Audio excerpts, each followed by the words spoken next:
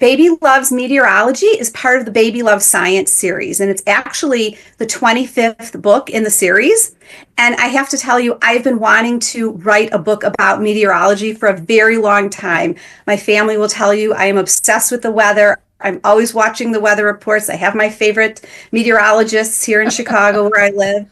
And I'm fascinated by it. I think it's so interesting. So maybe in another life I would have been a meteorologist. I don't know. Well, But so this is the newest book in the series, and it just came out a couple of weeks ago.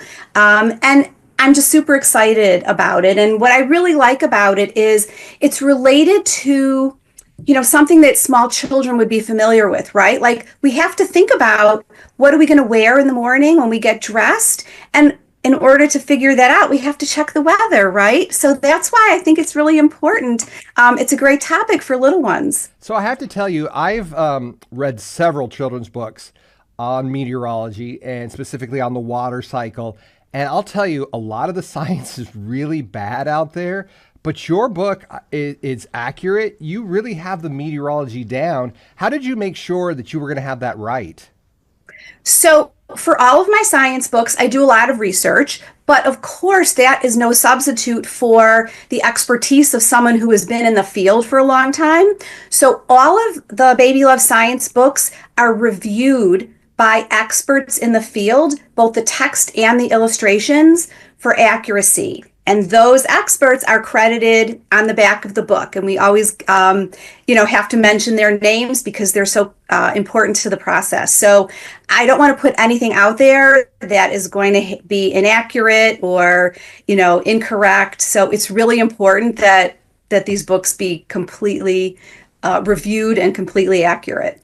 Well, and also, what I love about this book in particular, a lot of books are for older kids. In fact, I wrote a book on the water cycle that I kind of focused more kindergarten, first grade, second grade.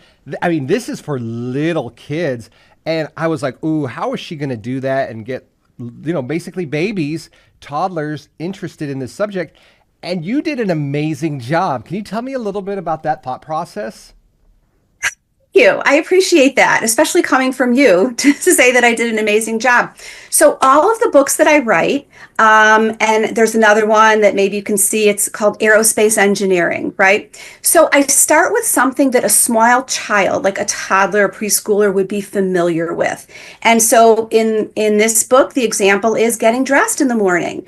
And then I explore a little bit of the science that might be related to it. So to me, the science is, well, are we going to wear shorts today? Are we going to wear ski pants? Do we need a rain slicker or boots? And we make that decision by checking the weather. And so all of my books start with something that is going to be a familiar everyday experience or observation, and then I move into the science. So you just need to relate it to something that the little ones can understand and would be familiar with. You mentioned that this book came out 2 weeks ago. So for people who want to get this for their grandchild or their kid that's in that young age group, how do they get the book? The book is available wherever books are sold. You can buy it online. You can go into your favorite independent bookseller will have it. Most libraries will have it. If they don't, you can ask for it and they can order it for you. So it's available wherever you like to buy your books. Hey, Ruth, I have everything I need unless there's something in particular you want to mention about this book, or I'm looking all behind you and the 24 other books you have that you want to say. No, I think it's so important, even if you think that your little one is too young for a book like this, they aren't, because they can look at the pictures, they can look at the colors, you can use it to say, oh, here's a baby with the hands and the eyes, and here's the sun. And so it can be used even for the littlest ones, and they're kind of made like Teflon with the coating, so you don't have to worry about, throwing it in the stroller or taking it to bed or wherever, not in the bathtub. But just keep reading to your kids. That's how they're going to learn about the world around them. Just read. All right. Hey, the book is Baby Loves Meteorology by Ruth Spiro. Ruth, thank you so much for joining us today. I just hope the best for you in this book. It really is good and a great read for your little one. Thank you, Ruth. Thank you. Bye-bye.